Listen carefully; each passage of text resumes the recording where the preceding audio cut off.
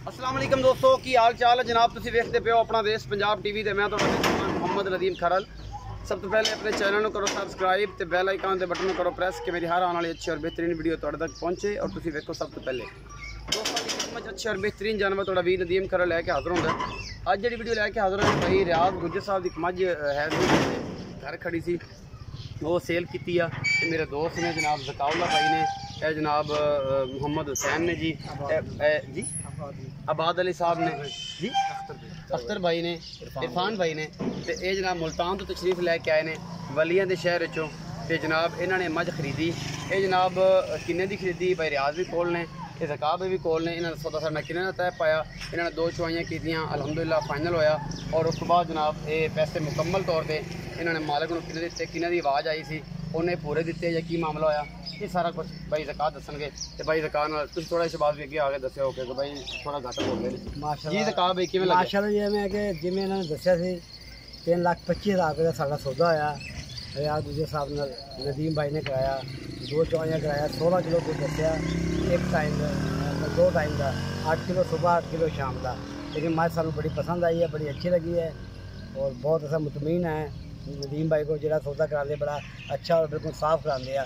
और सब तो वड्डी गल है कि जो साढ़े दोस्त है बिग बॉस उन्होंने जी चीज़ पसंद आते वो लै लेंगे है और वो हमेशा ख्वाहिश अच्छी होती है और वो बहुत अच्छी रखते हैं।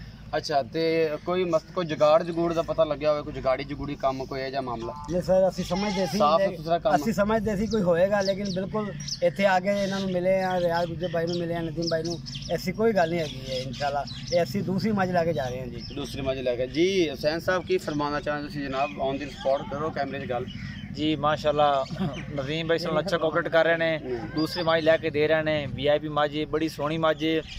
रियाज भाई का खसूसी शुक्रिया जिन्होंने ये सानू मझ दी है, दिली तौर पर बड़े खुश होकर मझ दी है। तो माशाल्लाह साड़ी मझ बहुत ही खूबसूरत है।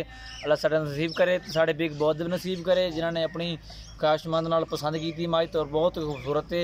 नदीम भाई का खसूसी शुक्रिया और रियाज भाई का भी खसूसी शुक्रिया। रियाज भाई पूरे पैसे गिन ले जी? बिल्कुल सर, 3,25,000 की फाइनल हुई है। उन्होंने सानू रात भी चुवाई की है, सुबह भी चुवाई उन्होंने सामने, उस तो बाद सानू तमाम पेमेंट करती है।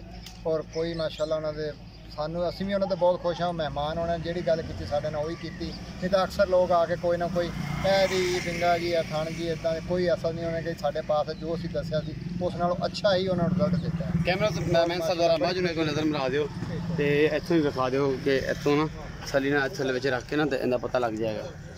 ए मझ जी इस तरीके की ना जी सारा कुछ असीं विखा रहे हैं तुहानूं, तसल्ली करा रहे हैं जी। अल्लाह के खास वजह नाल ए जी 14-29 गड्डी जा रही है जी, अल्लाह के सपुर्द कर रहे हैं जी, अल्लाह तआला के सपुर्द ये सारा कुछ है जी।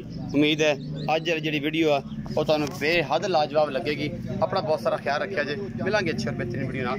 अल्लाह दी